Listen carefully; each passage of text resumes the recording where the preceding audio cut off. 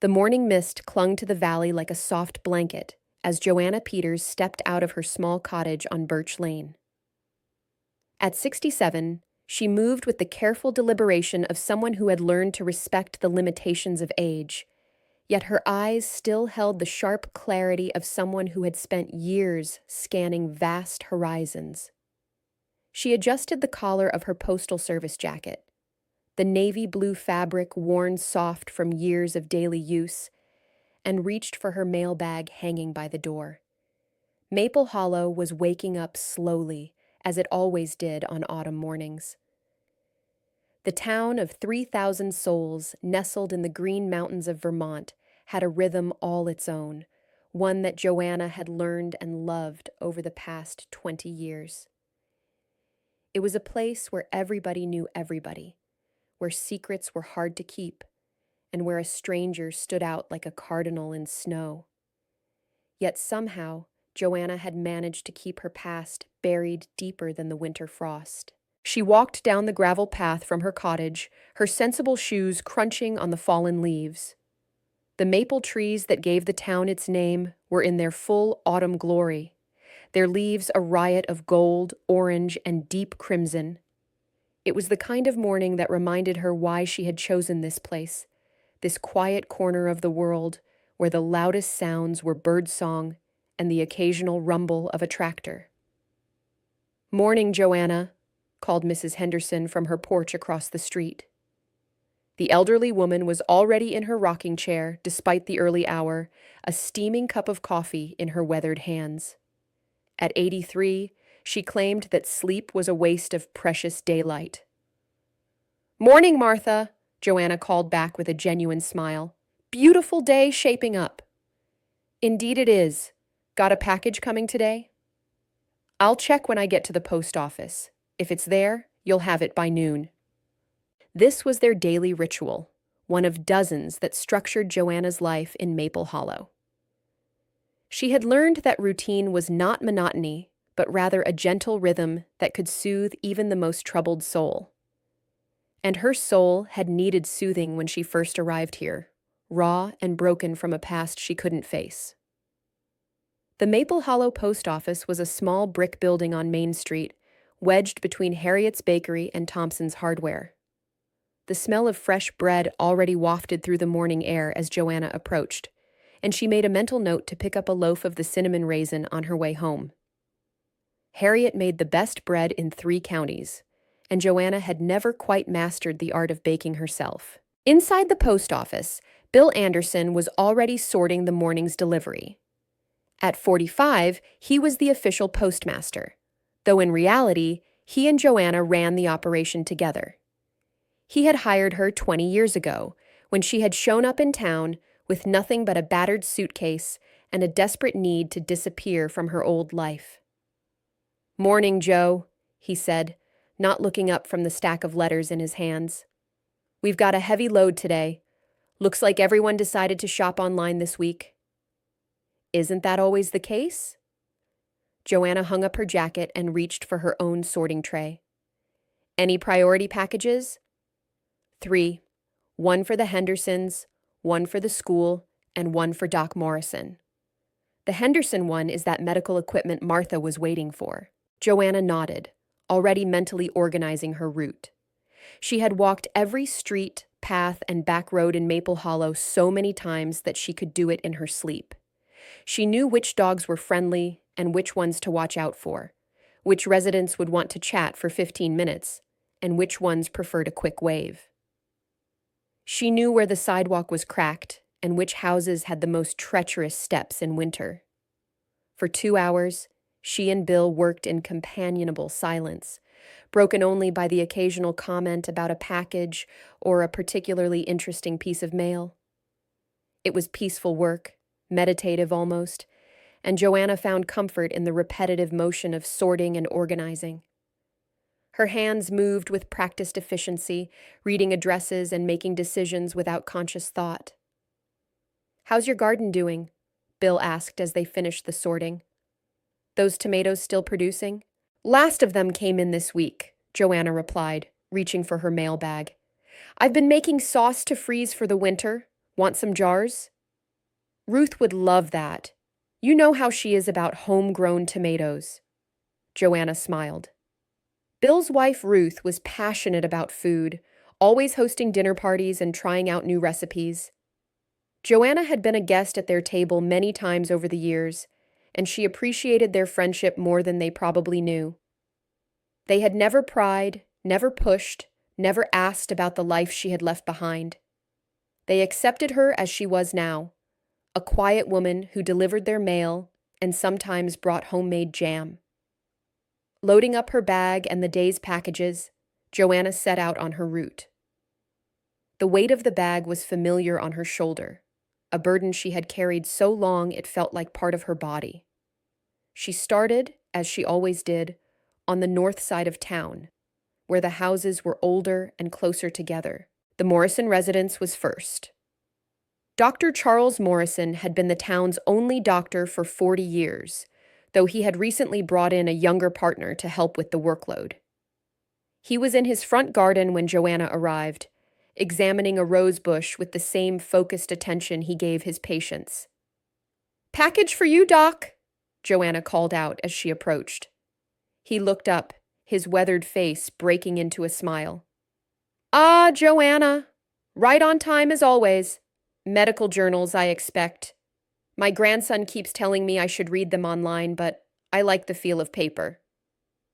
"Some things are better in their original form," Joanna agreed, handing over the package. "How's your hip doing? I noticed you favoring it last week." "Getting old isn't for the faint of heart," he chuckled. "But I'm managing. More importantly, how are you feeling? Any problems with that shoulder?" Joanna instinctively touched her left shoulder, where an old injury sometimes flared up in cold weather. "It's fine. Nothing a little stretching doesn't fix." "You were a smart woman to take up yoga when you did. I tell all my older patients the same thing, but most don't listen." He tucked the package under his arm. "Say, are you coming to the town meeting next week?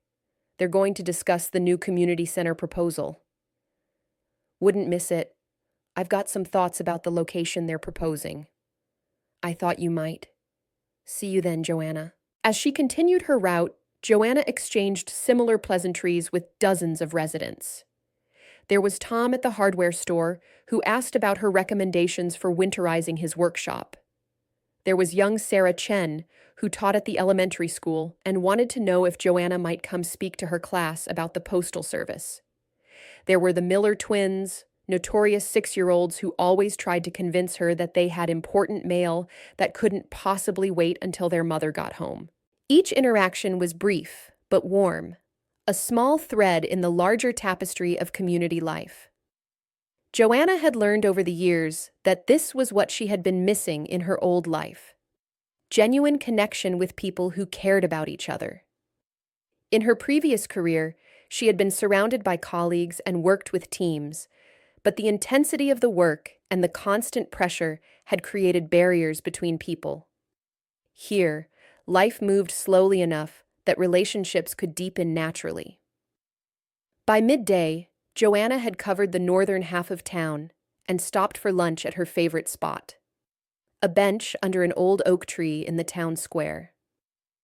She unwrapped the sandwich she had packed that morning and watched the life of Maple Hollow unfold around her.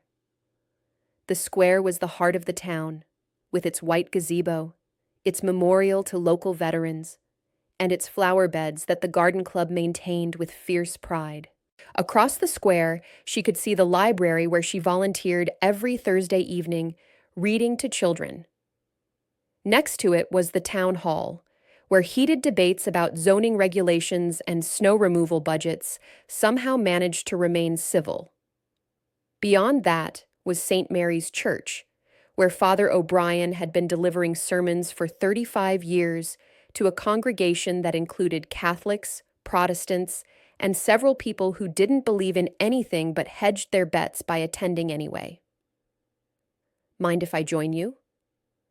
Joanna looked up to see Eleanor Grant, the town's librarian and her closest friend in Maple Hollow. Eleanor was 62, with gray hair she wore in a practical bun and reading glasses that perpetually hung from a chain around her neck. She had moved to Maple Hollow 15 years ago, escaping a bitter divorce in Boston, and she and Joanna had bonded over their mutual status as women rebuilding their lives. "Please do," Joanna said, shifting her lunch bag to make room. Eleanor sat down with a satisfied sigh, pulling out her own lunch from a canvas bag covered in literary quotes. "Busy morning at the post office. Online shopping season is starting early this year. You?" "3 book clubs scheduled for this month, a children's author visiting next week, and the Historical Society wants to digitize our entire local newspaper archive." Eleanor unwrapped a salad. "I'm going to need to clone myself. Or hire an assistant. I've been trying to convince the town council of that for 2 years. But you know how it is. Everyone wants services until they see the price tag in increased taxes." They ate in comfortable silence for a while, watching a group of preschoolers being shepherded across the square by their teacher. The children's laughter was bright and uncomplicated, and Joanna found herself smiling at their enthusiasm over something as simple as a squirrel running up a tree. "You ever think about retiring?" Eleanor asked suddenly. Joanna considered the question. "Sometimes. But then I wonder what I'd do with myself. The route keeps me active, keeps me connected to people. What would I do? Sit at home and watch television?" "You could travel, see the world." "I've seen enough of the world," Joanna said quietly, and something in her tone made Eleanor glance at her curiously.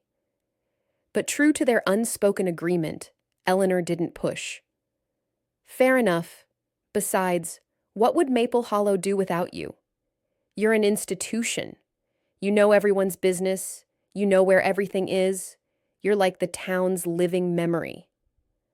"I don't know everyone's business," Joanna protested. "Please, you know that Jennifer Parker is pregnant before she does. You know when someone's in financial trouble because their magazine subscriptions stop. You know when relationships are falling apart because the Valentine's Day cards don't get sent. You're better than the town gossip because you don't spread what you know." Joanna had to admit there was truth to that. The mail told stories if you knew how to read them. She saw the subscriptions to medical journals that meant someone was diagnosed with something serious. She saw the college applications that meant children were preparing to leave. She saw the mail from law offices that meant estates were being settled or divorces were being finalized. But she kept these insights to herself, respecting the privacy of the people who trusted her with their correspondence. "Speaking of knowing things," Eleanor continued, "did you hear about the school's outdoor education program? The camping trip? Sarah mentioned it this morning. They're taking the kids up to Bear Mountain next month. 3 days of hiking, camping, learning about nature. Very ambitious for 7- and 8-year-olds. Joanna felt something tighten in her chest, but she kept her voice neutral. "Sounds educational. The weather should still be decent in October. That's what they're counting on. Though you know how unpredictable it can be up in the mountains. 1 minute it's sunny, the next you're in a whiteout." Eleanor finished her salad. "Sorry, I didn't mean to worry you. They have experienced guides, emergency plans, the whole 9 yards." "I'm sure they do," Joanna said, though the tightness in her chest hadn't eased. Mountains and children. It was a combination that still had the power to bring back memories she had spent 20 years trying to forget. After lunch, Joanna completed the southern half of her route, delivering mail to the more spread-out homes on the outskirts of town. This was her favorite part of the day, when the crowds thinned and she could enjoy the natural beauty that surrounded Maple Hollow. The mountains rose on all sides, their peaks already dusted with the first hints of snow. Eagles and hawks circled overhead, riding the thermal currents. Deer browsed in the meadows, barely acknowledging her presence. It was in these quiet moments, walking alone through the countryside, that Joanna sometimes allowed herself to remember. Not the painful memories, those she kept locked away, but the good ones. The feeling of lifting off the ground, the earth falling away beneath her, the way clouds looked from above, like cotton candy kingdoms, the satisfaction of spotting something from the air that was invisible from the ground, the pride of bringing someone home safely. She had been good at her job. No, she had been exceptional. For 15 years, she had flown search and rescue missions in some of the most challenging terrain in North America. Mountain ranges, dense forests, coastal areas. She knew them all from above. She could read the landscape like a book, understanding how weather patterns affected visibility, how shadows could hide or reveal, how water and vegetation created natural pathways that people instinctively followed when lost. Her reputation had been sterling. She had logged more successful rescues than any other pilot in her unit. She had flown in conditions that grounded others, using skill and instinct to navigate when instruments failed. She had been fearless, driven by an absolute conviction that every life was worth saving, that every family deserved to have their loved one returned, until the one time it wasn't enough. Joanna pushed the memory away forcefully, as she always did when it threatened to surface. She focused instead on the path ahead, on the next mailbox, on the chickadee singing in a nearby tree. The present moment was safe. It was the past that had teeth. By late afternoon, she had completed her route and returned to the post office. Bill had already left for the day, but he had left her a note. New hire starting Monday. Young guy from Burlington. Help me show him the ropes? Joanna smiled. Bill had been trying to find someone to eventually take over her route when she did finally retire. The fact that he was still looking for someone to train suggested he wasn't planning on getting rid of her anytime soon. She tidied up her workspace, made notes about tomorrow's delivery needs, and locked up the post office. The sun was lower in the sky now, painting the mountains in shades of gold and purple. She walked home slowly, savoring the cool air and the peace that settled over the town as people returned home for dinner. Her cottage welcomed her with its familiar smells and sounds. She fed her cat, a large orange tabby named Copernicus, who had adopted her 5 years ago and ruled the household with benevolent authority. She made herself a simple dinner of soup and bread, eating at her small kitchen table while reading a mystery novel from Eleanor's library. After dinner, she stepped out onto her back porch with a cup of tea. Her garden was settling in for winter, the last flowers blooming defiantly against the cooling temperatures. Beyond the garden, the mountains rose dark against the evening sky. Somewhere up there, trails wound through forests and over peaks, paths that hikers and campers used to connect with nature. Joanna sipped her tea and tried not to think about children in the mountains. The weekly town meeting was held in the community center's main hall, a large space with high ceilings and windows that looked out over the square.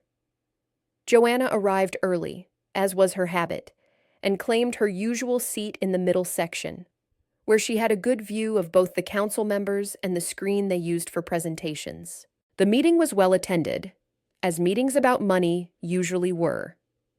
The proposal for a new community center had split the town into two camps: those who felt the current building was inadequate, and those who couldn't stomach the thought of increased property taxes. Joanna understood both perspectives, though she tended to side with progress when it made practical sense. Eleanor slid into the seat next to her, just as Mayor Patricia Thornton called the meeting to order. The mayor was a stout woman in her 50s with a no-nonsense attitude and a genuine love for Maple Hollow that showed in everything she did.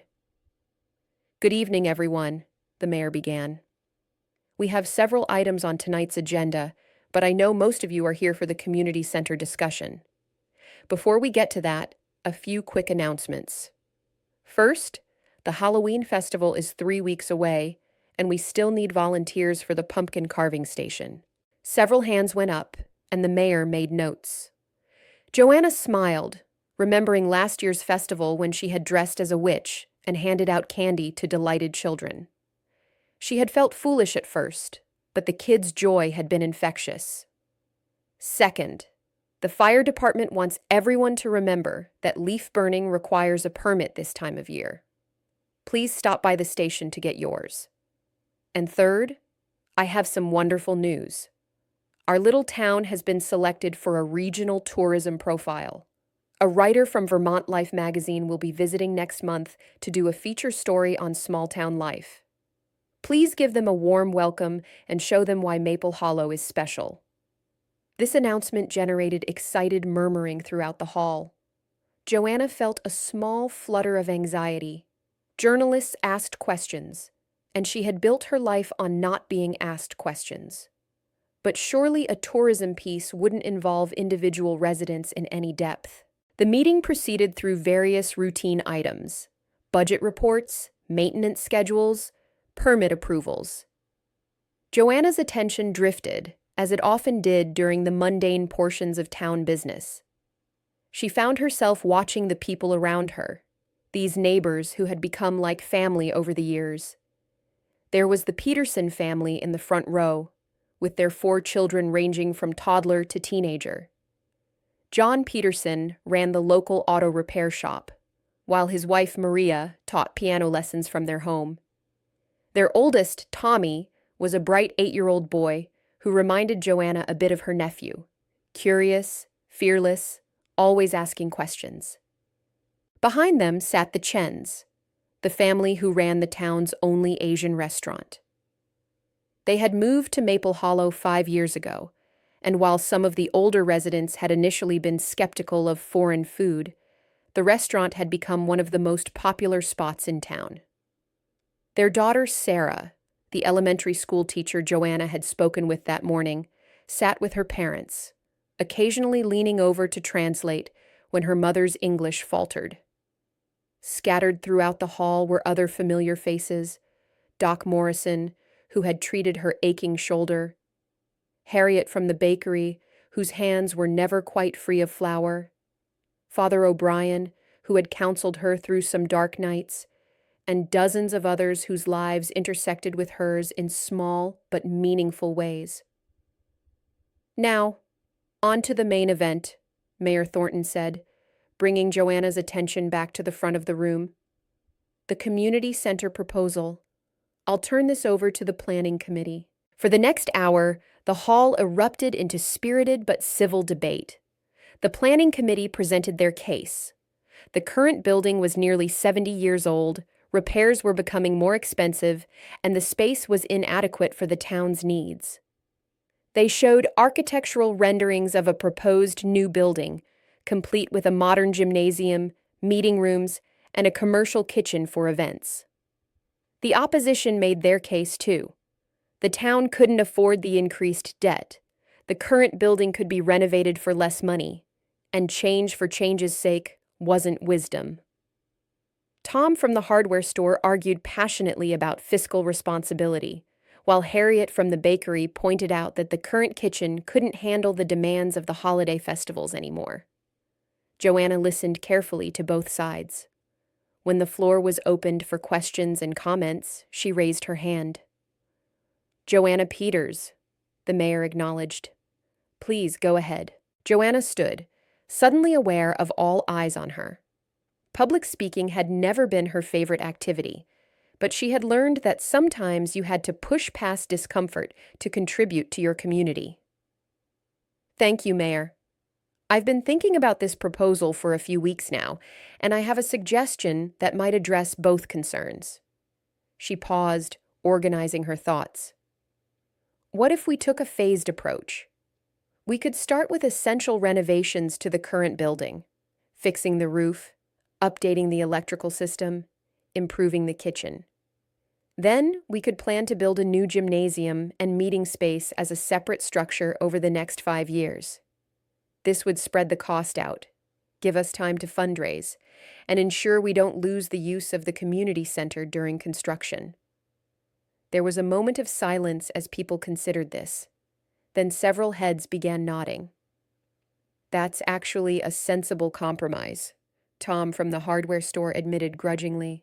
It would give us time to see if we really need all that new space, someone else added. The planning committee huddled together for a quick consultation. Then the chairwoman stood. We'd be willing to work with that framework. It might actually be more practical from a fundraising perspective. Mayor Thornton smiled. Well, there you have it. Sometimes the best solutions come from unexpected places. Thank you, Joanna. I'm going to ask the planning committee to revise their proposal along these lines and bring it back to us next month. Is there any objection to that approach? No one objected. The meeting moved on to other business, but Eleanor leaned over and whispered, "Nice work. You just saved this town from months of bitter arguing." "I just proposed what made sense," Joanna whispered back. "That's what makes you valuable. You see practical solutions where others see battle lines." After the meeting, several people stopped Joanna to compliment her suggestion or discuss details. She found herself in a conversation with the planning committee chairwoman, a woman named Rebecca, who was new to town and full of enthusiasm for civic improvement. "I'm so glad you spoke up," Rebecca said. "I've been feeling like we were headed for a stalemate. Your experience really showed in that proposal." "Experience?" Joanna asked carefully. "Well, you've been here longer than most people. You understand how Maple Hollow works, how to balance progress with tradition. That's valuable." Joanna relaxed slightly. "I've just been paying attention." As she walked home later that night, Joanna reflected on the meeting. She had taken a risk by speaking up, by drawing attention to herself. But it had been worth it to help her community find a path forward. This was what she loved about small-town life. The sense that individual voices mattered, that one person could make a difference. The following week brought the first real taste of winter. A cold front moved through, bringing temperatures down into the 30s at night and leaving a frost that sparkled on the grass in the morning. Joanna added a heavier jacket to her postal uniform and switched from her walking shoes to boots with better traction. She was delivering mail on the south side of town when she encountered Sarah Chen loading backpacks and camping gear into the back of a school bus. The young teacher looked excited, but slightly frazzled. "Big day?" Joanna called out. Sarah looked up and smiled. "Preparation day. We leave for the camping trip in 2 weeks, and I'm trying to get all the equipment organized. Do you know how much stuff 23, 7, and 8-year-olds need for 3 days in the mountains?" "I can imagine. Need any help?" "Actually, yes. Could you hold that tent bag while I figure out where it fits?"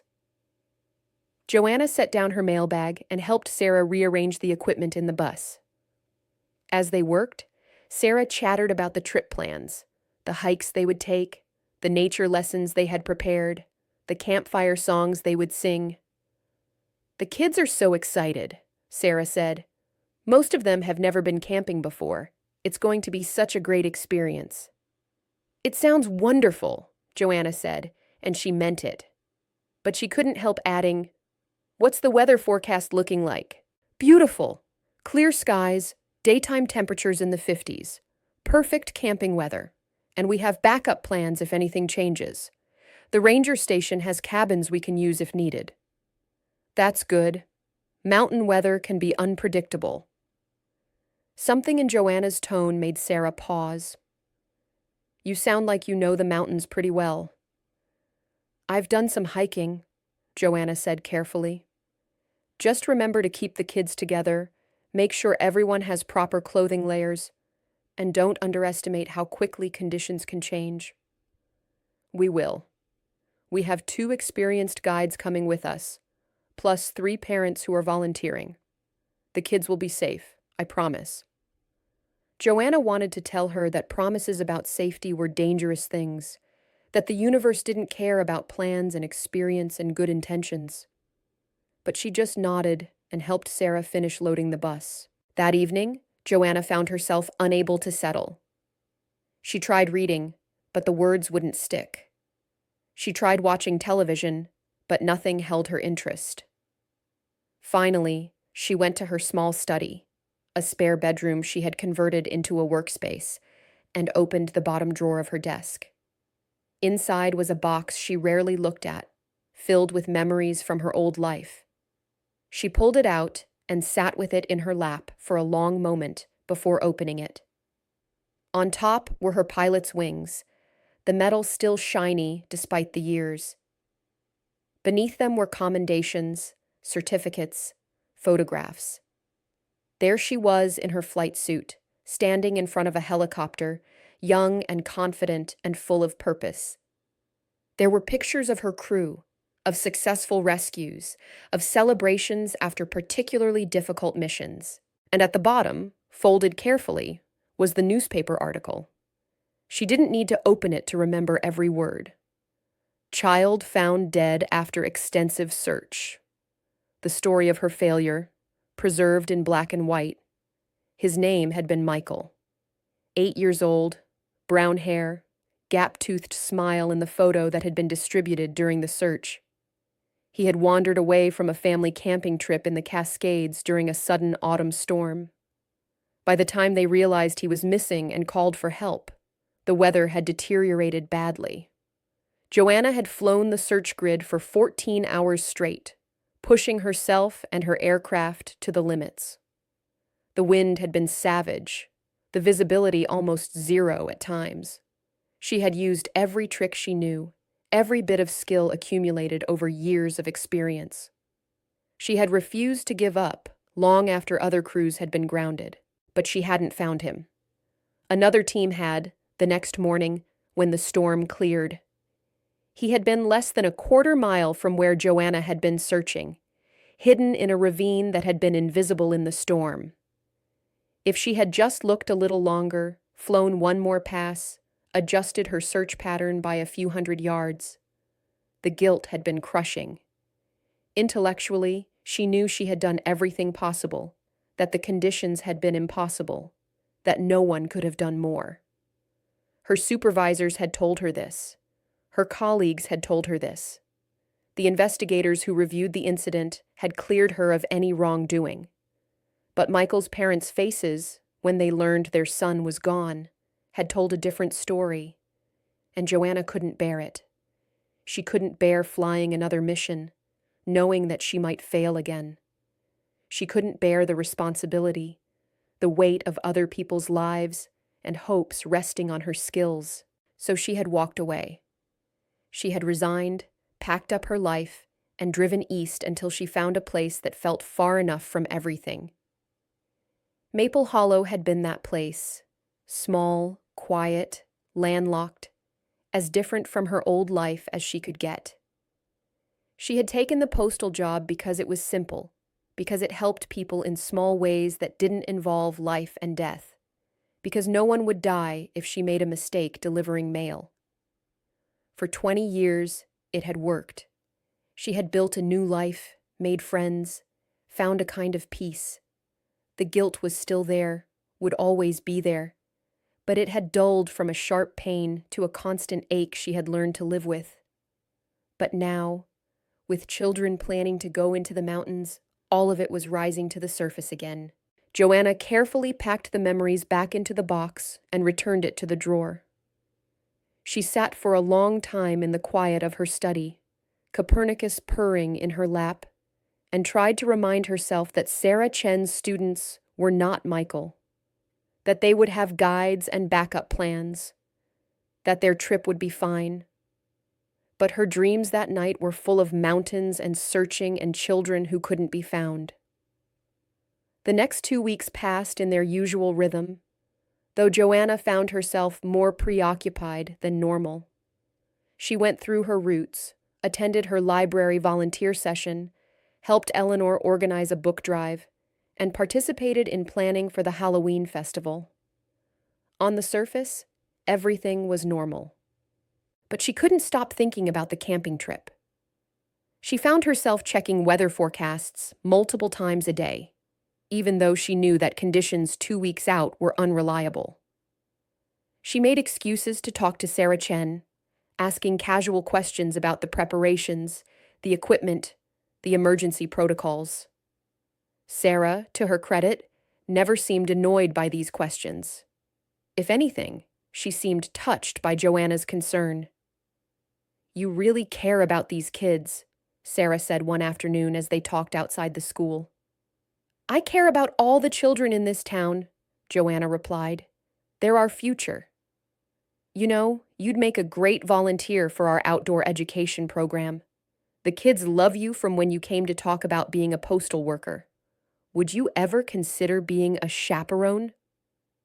The suggestion made Joanna's heart race with something between desire and terror. To be responsible for children in the mountains again? Impossible. And yet, "I don't think I'm up for that," she said carefully. "I'm not as young as I used to be. Long hikes and sleeping on the ground aren't for 67-year-old knees." "Fair enough. But if you ever change your mind, the offer stands." 3 days before the trip, Joanna was at the hardware store picking up supplies for winter-proofing her cottage when she overheard a conversation that made her blood run cold. "The forecast is changing," Tom was saying to a customer. "That high-pressure system they were counting on is weakening.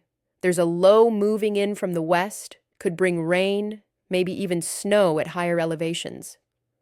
"When?" the customer asked. "Looks like it might hit midweek, right when those kids are supposed to be up on Bear Mountain." Joanna abandoned her shopping and hurried to the post office, where she knew Bill kept a laptop with internet access. She pulled up the National Weather Service forecast and studied it with the practiced eye of someone who had spent years making life or death decisions based on weather predictions. The situation wasn't good. A strong, low-pressure system was indeed developing, and the models showed it moving into Vermont by Wednesday or Thursday. Wind, rain, and dropping temperatures were all predicted. At the elevation of Bear Mountain's camping areas, around 5,000 feet, snow was a real possibility. She pulled out her phone and called Sarah Chen. "Hello? Sarah, it's Joanna Peters. Have you seen the updated weather forecast?" "Oh, hi, Joanna." "Yes, we've been monitoring it. It's not ideal, but we're not too worried. We'll be camping in the valley areas, well below where the worst weather will hit. And we have those cabin backups. Sarah, I need you to listen to me. This is a significant weather system. Even in the valleys, you could be dealing with heavy rain, high winds, and temperatures in the 30s. That's dangerous for children, especially if they get wet." There was a pause on the other end of the line. When Sarah spoke again, her voice had an edge to it. "Joanna, I appreciate your concern. I really do. But we have professional guides who do this for a living. They're monitoring the weather too, and they're confident we can handle it safely. We're not going to cancel a trip the kids have been looking forward to for months just because there might be some rain." "I'm not saying cancel," Joanna said, hearing the urgency in her own voice. "I'm saying postpone. Wait until this system passes through, then go when conditions are safer. The parents have already arranged time off work. The bus is reserved. The equipment is packed. The kids are excited. We can't just change everything at the last minute." Sarah's voice softened. "Look, I know you worry. It's sweet, really. But we've got this covered. I promise we'll keep the kids safe." Joanna wanted to scream that promises didn't matter when the weather turned deadly. But she also knew she couldn't explain why she was so certain of the danger without revealing things about her past that she wasn't ready to share. "Just please, be extra careful," she said finally. "And if conditions deteriorate, don't hesitate to cut the trip short." "We will. Thank you for caring, Joanna." After she hung up, Joanna sat staring at the weather forecast on the screen. Every instinct she had, every bit of experience accumulated over years of flying in mountainous terrain, was telling her this was a bad situation. But what could she do? She was just a postal worker, a retiree, someone with no official standing or expertise as far as anyone in Maple Hollow knew. That evening, She tried to express her concerns to Eleanor over dinner at the library. They had gotten into the habit of sharing meals once or twice a week, either at one of their homes or at one of the town's restaurants. "I think they're making a mistake," Joanna said, pushing her food around on her plate. "The weather forecast is deteriorating, and they're still planning to take 23 children into the mountains." Eleanor studied her friend carefully. "You're really worried about this. More worried than seems warranted by some rain in the forecast. It's not just rain, it's a major storm system. The temperature could drop into the 20s at higher elevations. If those kids get wet and cold—" "Joanna," Eleanor interrupted gently, "what's really going on here? You're not normally this anxious. Is there something about this situation that's triggering something for you?" Joanna opened her mouth to deny it, then closed it again. Eleanor was too perceptive, and she deserved more than a lie. But how could she explain without opening up the whole can of worms? I know mountains," she said finally. "I've seen how quickly conditions can turn dangerous. People underestimate the risks, and then it's too late." "Have you spent a lot of time in the mountains?" "Once, a long time ago." Joanna looked down at her plate. "I had some bad experiences. I don't like to talk about it." Eleanor reached across the table and squeezed her hand. "That's okay. You don't have to tell me anything you're not comfortable sharing. But I think you need to trust that Sarah and the guides know what they're doing. They're experienced professionals." "Professionals make mistakes too." "True. But you can't control everything, Jo. Sometimes you have to trust that other people are competent and let things unfold as they will." Intellectually, Joanna knew this was true, but her heart was screaming that she couldn't just stand by and let children walk into danger. Not again. The night before the trip, Joanna barely slept. She lay in bed, listening to the wind pick up outside her cottage, and ran through scenarios in her mind. What would she do if something went wrong? How quickly could emergency services respond? What were the limitations of ground-based search efforts in that terrain? Finally, around 3 a.m, she got up and went to her study. She pulled out old topographic maps of the Bear Mountain area that she had acquired years ago during her hiking phase, before her shoulder started giving her trouble. She studied the terrain, identifying the likely camping locations, the trails, the water sources, the areas where people could get disoriented or lost. Then she did something she hadn't done in 20 years. She pulled out a notebook and began writing out a search and rescue plan. If something went wrong, if a child went missing, where would they most likely be? What would be the optimal search pattern? What resources would be needed? It was second nature to her, muscle memory from her old life. Her hand moved across the page, sketching grid patterns and noting coordinates, estimating times and distances. For a few hours, she was no longer Joanna Peters, postal worker. She was Captain Joanna Peters, search and rescue pilot, expert in wilderness recovery operations. As dawn broke, she looked at what she had created and felt a mixture of satisfaction and sadness. This had been her gift, her calling. She had been good at this, had saved lives, had made a difference. Walking away from it had been the right choice for her mental health, but she couldn't deny that she missed it.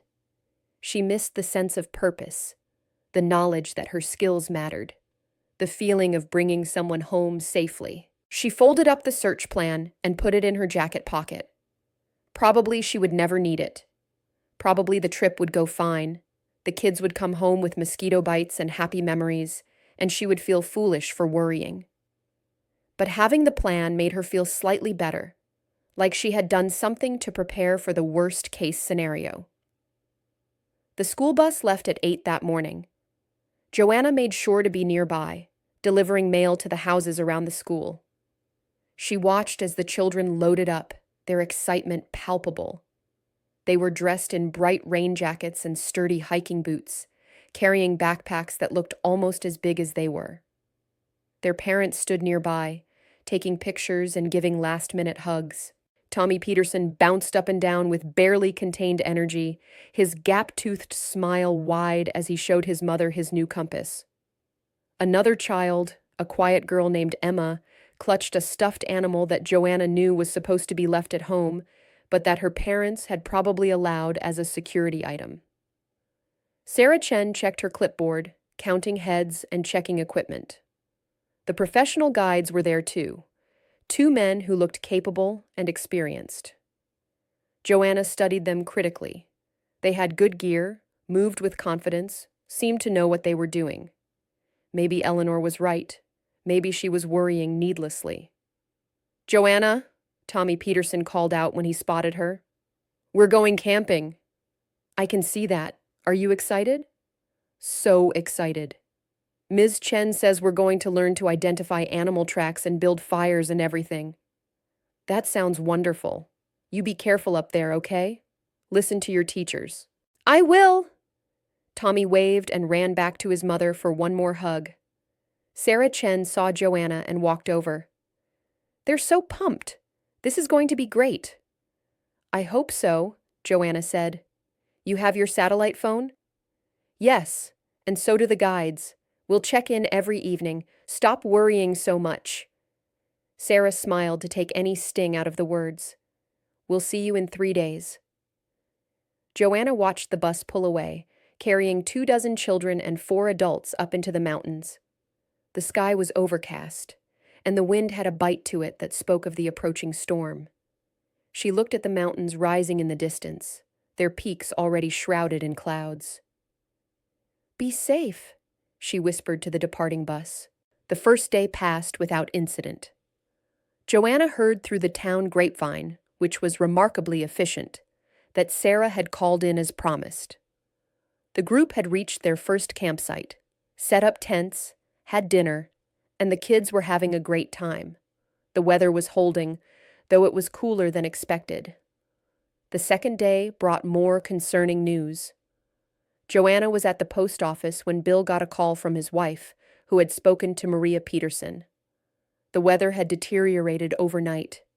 Heavy rain had started around 3 in the morning and was continuing.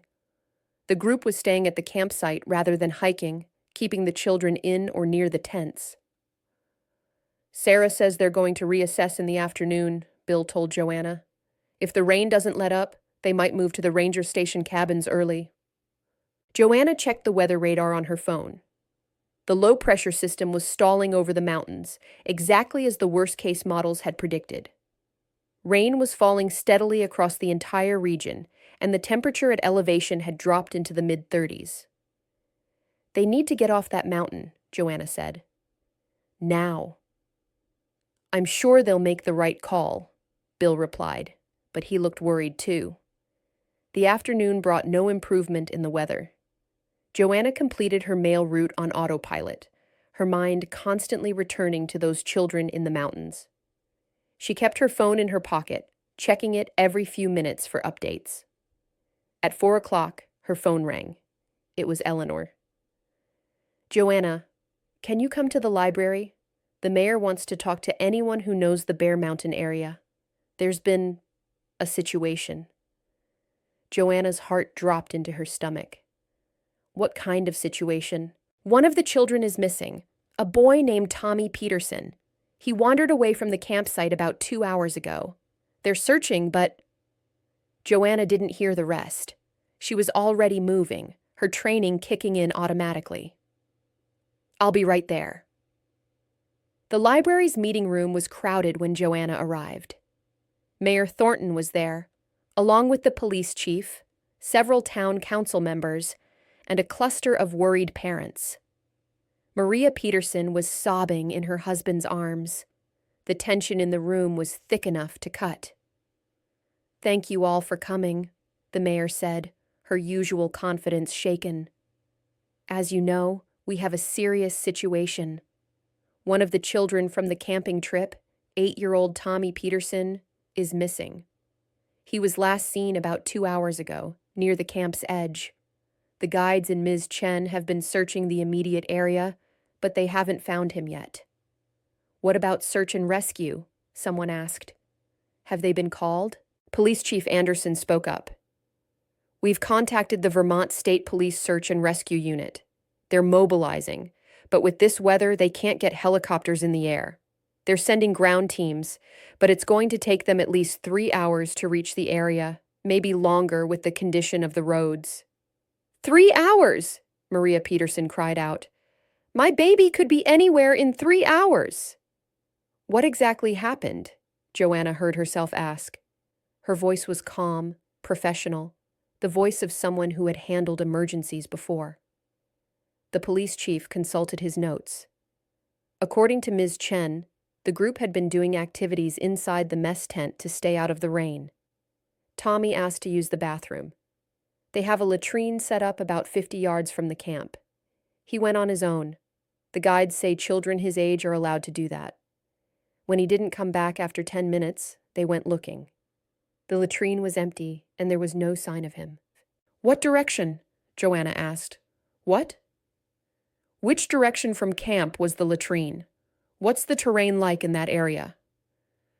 The police chief looked surprised by the specificity of the questions, but he consulted with someone on the phone, presumably one of the guides. North-northeast of the camp. There's a trail that leads in that direction, then branches. One branch goes to the latrine, the other continues up toward a ridge. Joanna's mind was already working, pulling up the topographic maps she had studied, the search plan she had written. And which way does the terrain slope? I don't know. Why does that matter? Because lost children almost always go downhill.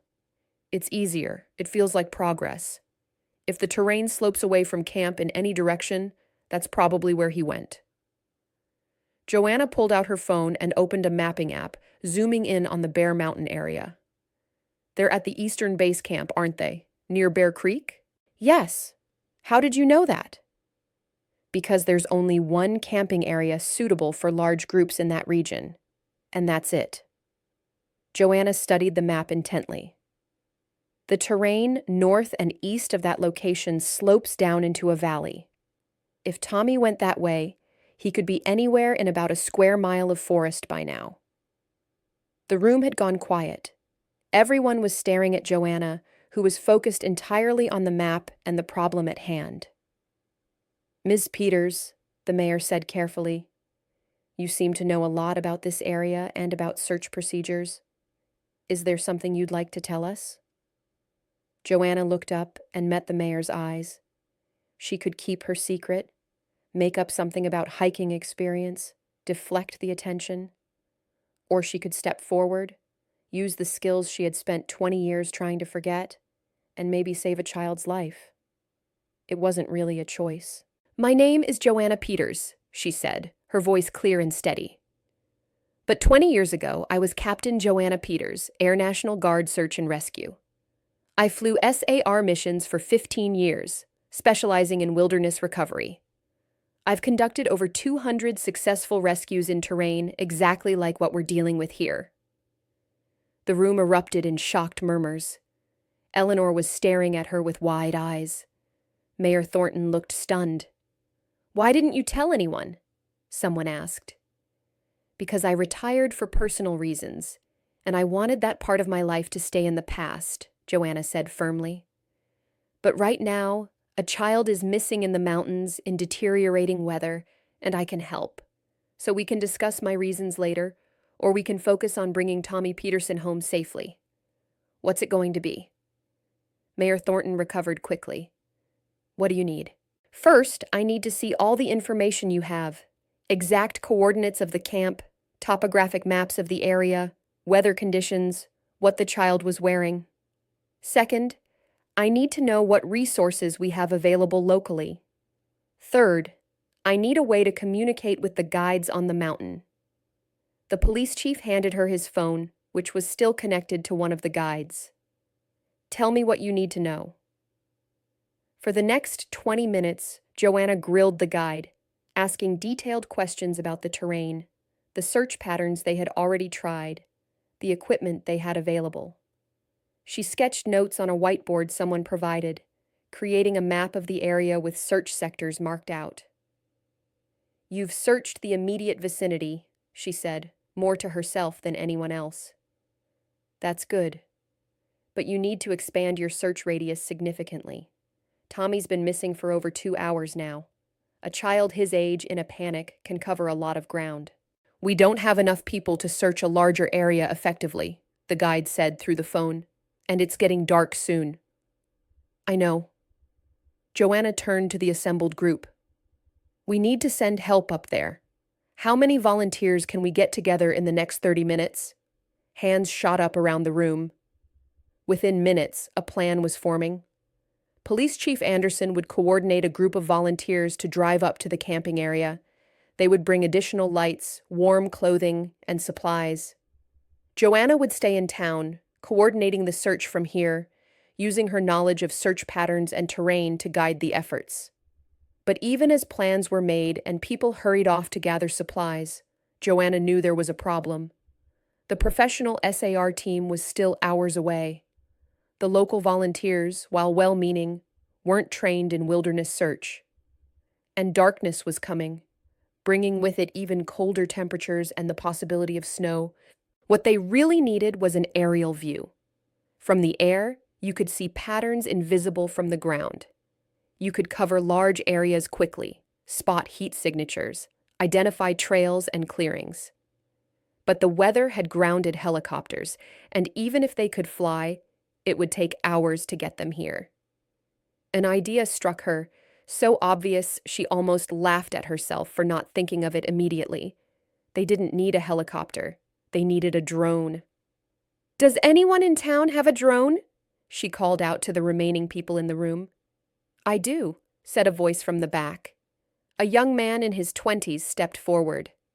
"I use it for real estate photography. It's got a good camera and decent range." "Can it fly in rain?" "Yeah, it's weather rated. Not in heavy rain, but what we've got now should be okay." Joanna felt a surge of hope. "How soon can you get it to the search area?" "I'd need to drive up there. Maybe an hour with the road conditions." "Do it, and I'm coming with you." Everyone started talking at once. The mayor protested that Joanna didn't need to go personally. Police Chief Anderson pointed out she wasn't trained for current search operations. Eleanor looked worried. But Joanna cut through all of it with the voice of someone used to command. "I know what to look for from the air. I know how to read terrain and predict where a lost child will go. I can guide this search more effectively from on-site than I can from a phone connection. And every minute we waste debating is a minute Tommy Peterson is out there alone, getting colder and more scared. So unless someone has a better plan, I'm going." No one did. Within 10 minutes, Joanna was in the young man's truck, the drone equipment secure in the back, heading up into the mountains. His name was Marcus, and he was a graphic designer who had moved to Maple Hollow 2 years ago for the quiet lifestyle. As they drove through increasingly heavy rain, he peppered her with questions about how she knew so much about search and rescue. "I used to fly helicopters," Joanna said, keeping her eyes on the road ahead. "Search and rescue missions in the mountains. It was a long time ago." "Why'd you stop?" "Because I failed once, and I couldn't bear the thought of failing again."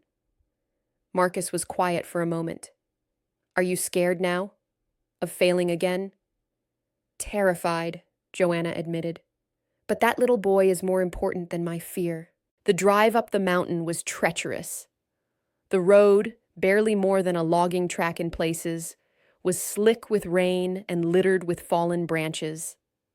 The truck's headlights barely penetrated the gloom, and more than once Marcus had to navigate around debris that had washed onto the road. Joanna used the time to study the maps on her phone, refining her search plan. She thought like a scared 8-year-old boy would think. Tommy had gone to use the latrine, probably in a hurry because kids that age always waited until the last minute. He would have been eager to get back to his friends. But what if he had gotten turned around in the rain and the gray light? The trail forked, the guide had said. What if Tommy had taken the wrong branch? If he had, he would have quickly realized his mistake. But instead of retracing his steps, which would have been the smart thing to do, he probably would have kept going, thinking he would find camp eventually. Kids had an optimistic faith that things would work out. They didn't yet understand how quickly you could get hopelessly lost in the wilderness. Based on the terrain, Tommy would have naturally been drawn downhill. It was easier to walk, and water always flowed downhill, so following a stream seemed like it should lead somewhere. Joanna traced possible routes on the map, identifying high-probability areas where Tommy might be. After what felt like an eternity, but was probably only an hour and a half, they reached the camping area. The scene was organized chaos. Search teams were gathering, lights were being distributed, and worried guides were coordinating efforts. Sarah Chen looked exhausted and terrified, her usual cheerful demeanor completely gone. "Joanna!" she cried when she saw the postal worker, or rather the former SAR pilot, emerge from the truck. "I'm so sorry. I should have listened to you about the weather. I should have—" "We can discuss that later," Joanna said firmly, but not unkindly. "Right now, we focus on finding Tommy.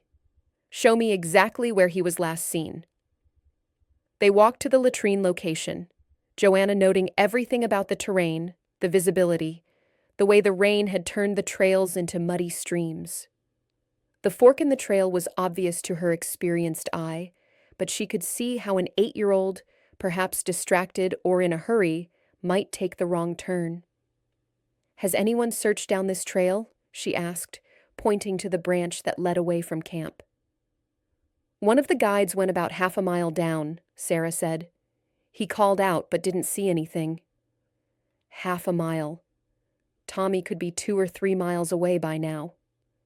"Okay, here's what we're going to do." She gathered the search teams and laid out her plan. They would divide into 3 groups. One would search the immediate area more thoroughly, covering ground that might have been missed. Another would follow the trail system, calling out regularly. The third would focus on the creek area, where Tommy might have gone seeking water or hoping the stream would lead to help. "And Marcus and I are going to put the drone up," she finished. "We'll provide aerial surveillance and communicate anything we see." "Can that thing even fly in this weather?"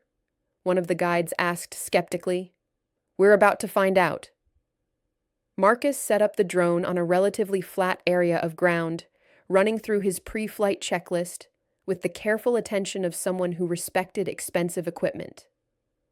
Joanna stood beside him, watching the sky and calculating wind speed and direction. It wasn't ideal flying weather, but it was manageable. "Ready when you are," Marcus said.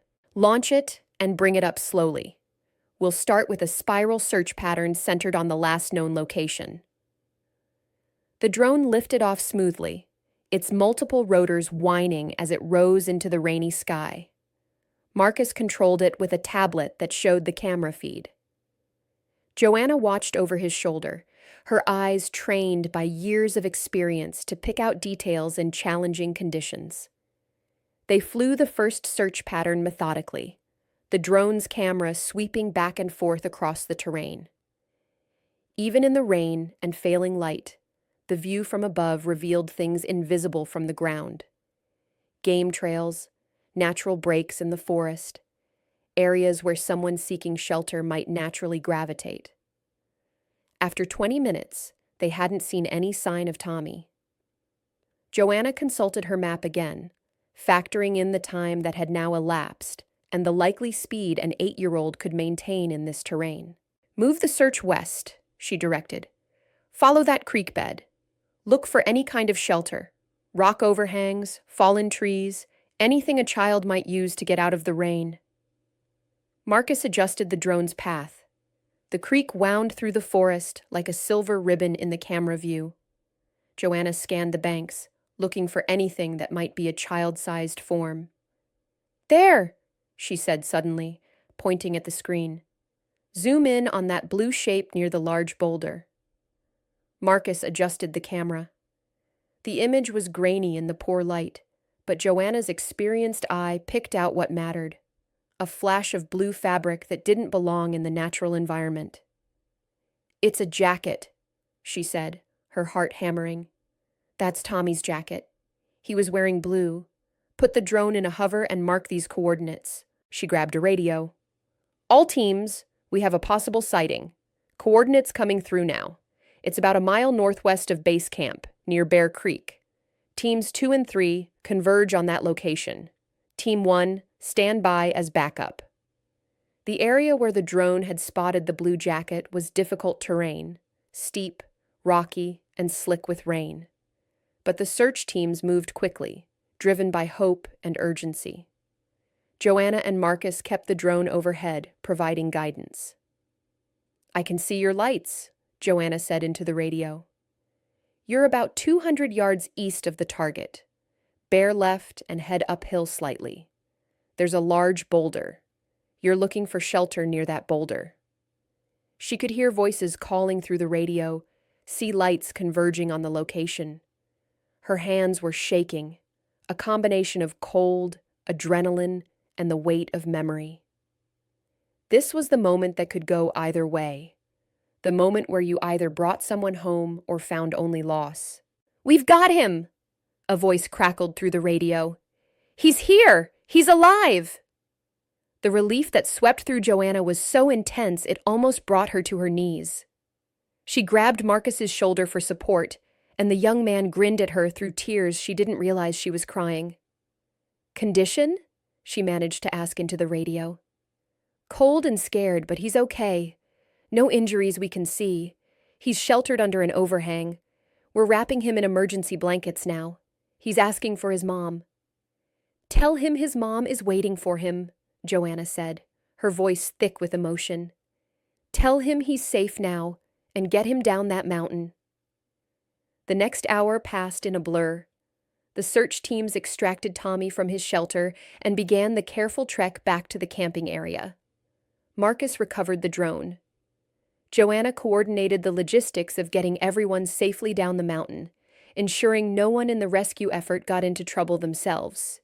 When Tommy arrived at base camp, wrapped in blankets and clinging to Sarah Chen, Joanna finally allowed herself to breathe. The boy was wet, exhausted, and terrified, but he was alive and unhurt. The guides had already called down to town with the good news, and a vehicle was being sent to transport Tommy and his mother to the hospital for evaluation, just as a precaution. Sarah Chen found Joanna sitting on a log, staring at nothing. The teacher sat down beside her. "You saved him," Sarah said quietly. "If you hadn't been here, if you hadn't known where to look, you would have found him eventually," Joanna said, though she wasn't sure that was true. Maybe. But eventually might have been too late in this weather. Sarah wiped rain and tears from her face. "Why didn't you ever tell anyone that you had all this experience, this expertise?" Joanna was quiet for a long moment. "Because last time I did this job, I didn't save someone, a boy about Tommy's age. I searched for hours, did everything right, but I couldn't find him in time. It broke something in me. I couldn't keep doing it, couldn't keep carrying that responsibility. But you did it tonight? You carried that responsibility again?" "I didn't have a choice. Not really." "Yes, you did. You could have stayed in town, let someone else handle it. But you came up here, got back in the cockpit, so to speak, and did what needed to be done. That took courage." Joanna didn't feel courageous. She felt drained, overwhelmed, and on the edge of falling apart. But Tommy was safe, and that was what mattered. The evacuation from Bear Mountain happened quickly once everyone was accounted for. The children were loaded onto the buses, wrapped in blankets, and drinking hot cocoa from thermoses. The guides packed up the camp with efficient speed, leaving the wilderness as they had found it. Within 2 hours of Tommy's rescue, the entire group was making its way back down the mountain. Joanna rode in the lead vehicle with Marcus, following the buses. Behind them came the caravan of volunteers who had rushed up to help. The rain continued to fall, but inside the truck, with the heater running and the windshield wipers beating a steady rhythm, there was a sense of peaceful relief. "That was incredible," Marcus said, breaking a long silence. "The way you knew exactly where to look, how to coordinate everything. You were like a different person up there." "That was the person I used to be," Joanna said, "before I became the postal lady." "Why did you change? I mean, if you don't mind me asking." Joanna found herself telling the story she had never told anyone in Maple Hollow. Maybe it was the exhaustion, or the emotional catharsis of the successful rescue, or just the fact that Marcus was almost a stranger, someone without preconceptions about who she was. Whatever the reason, the words came out. She told him about Michael, about the storm, about the crushing guilt that had followed. She told him about walking away from everything she had built, about choosing the smallest, quietest life she could find. She told him about 20 years of running from her past. "But you didn't run tonight," Marcus observed when she finished. "You went right back into it." "I didn't have a choice," Joanna repeated. "Tommy needed help." "There's always a choice. You chose to help, even though it meant facing the very thing you'd been running from." "That's pretty brave, if you ask me." Joanna didn't answer. She didn't feel brave. She felt raw, like an old wound had been reopened. But underneath the pain, there was something else. A tiny spark of something that felt like redemption. She had saved Tommy. She had done what she couldn't do for Michael. Maybe that meant something. They reached Maple Hollow around midnight. The entire town seemed to be awake, gathered in the community center's parking lot despite the late hour and the rain. When the buses pulled in, cheers erupted. Parents rushed forward to embrace their children. Mayor Thornton was there, and Police Chief Anderson, and what looked like half the town. Maria Peterson ran to the second bus where Tommy was disembarking. She swept her son into her arms, sobbing and laughing at the same time. Tommy, for his part, seemed more excited than traumatized, already telling his father about his adventure in a rapid-fire stream of words that suggested he didn't fully grasp how serious the situation had been. Joanna tried to slip away in the chaos, but Eleanor spotted her and caught her arm. "Oh, no, you don't," her friend said firmly. "You don't get to disappear after what you just did." "Eleanor, I'm exhausted. I just want to go home." "Too bad. Everyone wants to thank you. You're a hero." "I'm not." But she was already being pulled into the crowd. People she had known for 20 years, people who thought they knew everything about her, were looking at her with new eyes. The quiet postal worker had become someone else entirely, and they didn't quite know what to make of it. Mayor Thornton found her and shook her hand firmly. "Ms. Peters, I think we need to have a serious talk about your past employment. The town could benefit from your expertise." "I'm retired," Joanna said automatically. "Clearly not as retired as you thought, but we can discuss that later. For now, on behalf of the entire town, thank you. You brought one of our children home." The Petersons approached next. Maria was still crying, but now she was smiling through her tears. John Peterson shook Joanna's hand, then pulled her into a hug that surprised them both. "You saved our son," he said roughly. "I don't know how to thank you." "You don't need to thank me," Joanna managed. "I'm just glad he's okay." Tommy himself was bouncing with energy despite his ordeal, still wrapped in emergency blankets. "Ms. Joanna, did you see me on the drone camera? I saw the drone. I knew someone was looking for me." "I saw you," Joanna said, kneeling down to his level. "You were very brave, Tommy. But next time you get lost, you stay in one place, okay? That makes it easier for people to find you." "Okay," Can I learn to fly a drone? That was so cool. His parents laughed, the sound full of relief and joy. As they led Tommy away to take him to the hospital for that precautionary checkup, Joanna felt a hand on her shoulder. She turned to find Sarah Chen, still looking exhausted, but no longer quite so devastated. "I owe you an apology," Sarah said. "You tried to warn me about the weather, and I didn't listen. I thought I knew better.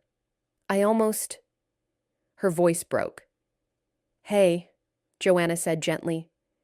"You made the best decision you could with the information you had. And when things went wrong, you did everything right. You stayed calm, you searched systematically, you called for help. Tommy is safe because you did your job well. Tommy is safe because of you. Tommy is safe because a lot of people work together. That's how it's supposed to work." Eventually, the crowd began to disperse. Parents took their children home. Volunteers headed back to their own beds. The excitement faded into quiet relief. Eleanor drove Joanna home, neither of them saying much during the short trip. At Joanna's cottage, Eleanor paused before saying goodnight. "So, former Air National Guard search and rescue pilot. That's quite a secret you've been keeping." "I had my reasons." "I'm sure you did. Do you want to talk about it?" "Maybe someday. Just not tonight. Tonight I'm too tired to think." Eleanor hugged her. "Fair enough. Get some rest. But Joanna, I'm glad I know the truth now. All of it. You're even more remarkable than I thought." After Eleanor left, Joanna stumbled inside, peeled off her wet clothes, and stood under a hot shower until the water started to run cold. She fed Copernicus, who vocally complained about her late arrival and disrupted routine. Then she collapsed into bed. But sleep didn't come easily. Her mind kept replaying the evening, the search, the rescue, the moment when they found Tommy. But this time, the memory didn't hurt. This time, it felt like closure, like balancing an equation that had been unbalanced for 20 years. She had saved a child in the mountains. She had faced her worst fear and come through it. Maybe she wasn't broken after all. Maybe she was just bent and capable of straightening out when it really mattered. Morning came too early, announced by Copernicus demanding breakfast with typical feline insistence. Joanna dragged herself out of bed, feeling every one of her 67 years in her aching muscles. The mental exhaustion was worse than the physical, though, a deep weariness that came from reliving trauma and surviving it. But she had mail to deliver. Life went on, even after dramatic rescues. She made coffee, fed the cat, and dressed in her postal uniform. Looking at herself in the mirror, she wondered if she looked different now that her secret was out. The same weathered face looked back at her, a bit more tired than usual, but otherwise unchanged. The walk to the post office revealed that Maple Hollow was definitely changed, though. Even though it was barely 7 in the morning, people were already out and about, and every single one of them wanted to talk to her. "Joanna, I heard what you did. Ms. Peters, you're amazing. Why didn't you ever tell us you were a hero?" She deflected the attention as best she could, but it was clear her quiet anonymity was over. By the time she reached the post office, she felt like she'd run a gauntlet. Bill was already there, and he looked at her with an expression she couldn't quite read. "So," he said, "Air National Guard, huh?" "Bill, I'm sorry I never told you. I just wanted to leave that life behind." "Hey, no judgment here. Everyone's entitled to their privacy. But man, Joe, that's quite a resume you've been sitting on. I hired you because you seemed reliable and you needed a job. Turns out I got a decorated pilot who's probably overqualified to sort mail." "I'm perfectly happy sorting mail." "Are you, though?" Bill asked gently. "Because last night, watching the reports come in over the radio, hearing the way you took command of that situation, that was someone doing what they were meant to do. That wasn't the postal worker I've been working with for 20 years. That was someone else entirely. Joanna didn't have an answer for that. They worked in silence for a while, sorting the morning delivery. But her heart wasn't in it. Her mind kept drifting back to the mountain, to the search, to the feeling of using her skills again after so long. When she set out on her route, she found that news of her past had spread to every corner of town. At every stop, she fielded questions, accepted thanks, deflected praise. Most people were simply curious, wanting to know more about this hidden aspect of her life. But a few looked at her differently now, like they weren't quite sure who she was anymore. The person who seemed most changed was Mrs. Henderson. When Joanna brought her mail, the elderly woman was waiting on her porch as always, but her expression was unreadable. "Joanna Peters," she said slowly. 20 years I've known you. 20 years you've brought me my mail, chatted about the weather, helped me carry packages inside. And all that time, you were someone else entirely." "I was always myself," Joanna said carefully. "I just didn't talk about my past." "You let us think you were nobody special, just a postwoman. And all along you were—" "What? A former pilot? That doesn't make me special, Martha. It's just something I used to do. You saved Tommy Peterson's life last night. You found him when no one else could. That sounds pretty special to me." Mrs. Henderson's stern expression softened. "But I suppose I understand why you kept it quiet. Sometimes we need to be someone new, leave the old self behind." "Thank you," Joanna said, relieved. "But don't think this means I'm going to treat you differently. You're still the woman who brings my mail, and I expect it on time, hero or not." Joanna laughed, the tension breaking. "Yes, ma'am." Midway through her route, she encountered Doc Morrison in his garden again. He was pruning his roses with careful attention, but he looked up when she approached. Joanna. Or should I say, Captain Peters." "Joanna is fine. I haven't been a captain in 20 years, but you haven't forgotten how to be one. That much was clear last night." He set down his pruning shears. "You know, in my years as a doctor, I've seen a lot of people running from their past. Some run for good reasons, some for bad. But running doesn't actually get you anywhere. The past has a way of catching up.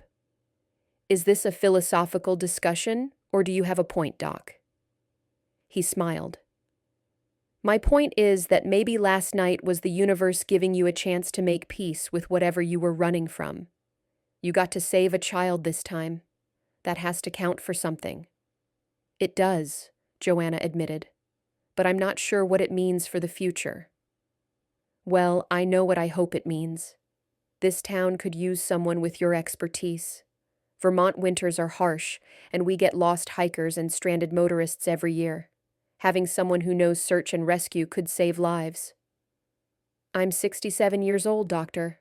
I'm not exactly in shape to be leading rescue missions." "You don't need to lead them. You could advise, train, coordinate. Use that brain of yours to help people without putting your body at risk." He picked up his pruning shears again. "Just think about it. Don't waste what you know just because you're scared of what happened before." As Joanna continued her route, she found herself thinking about his words. Could she contribute without fully returning to her old life?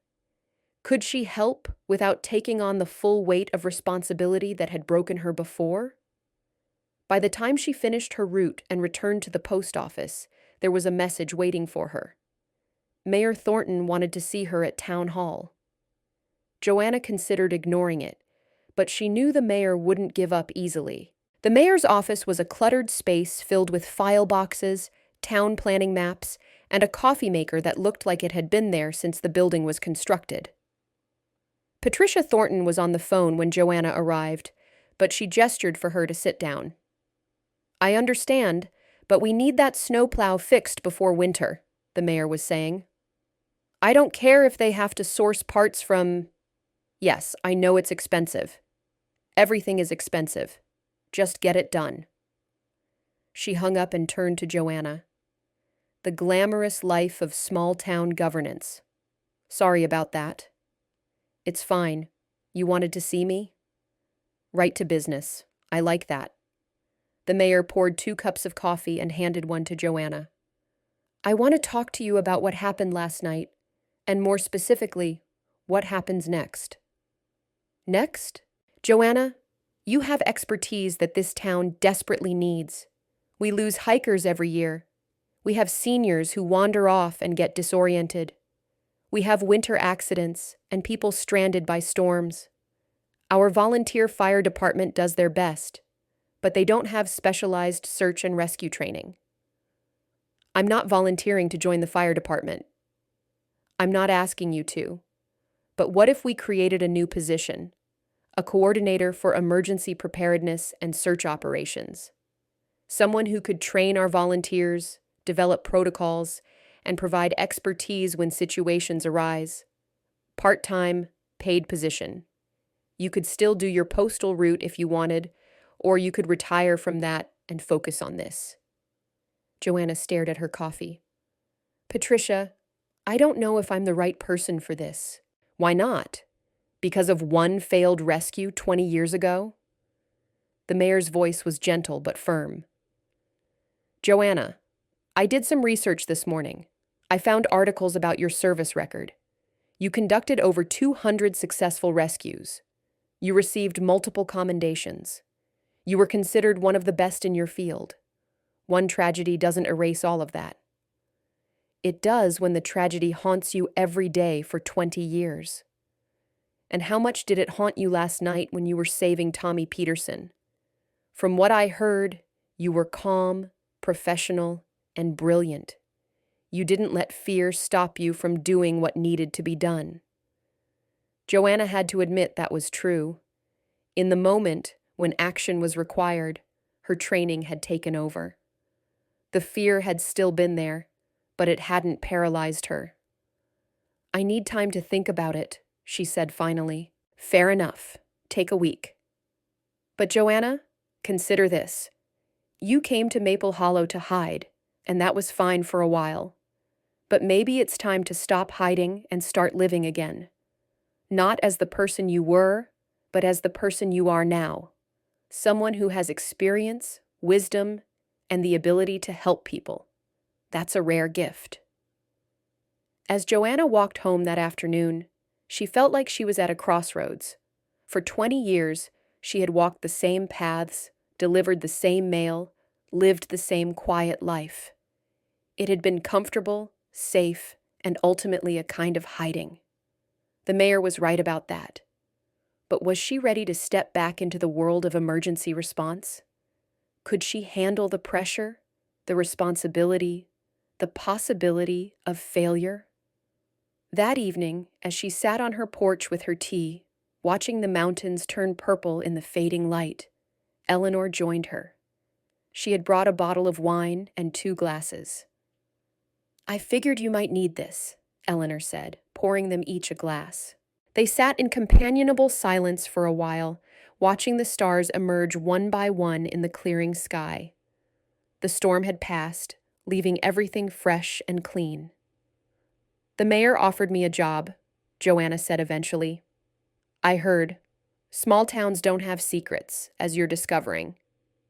I don't know if I should take it." "Why not?" "Because what if I fail again? What if someone gets hurt because I made the wrong call, gave the wrong advice, missed something important?"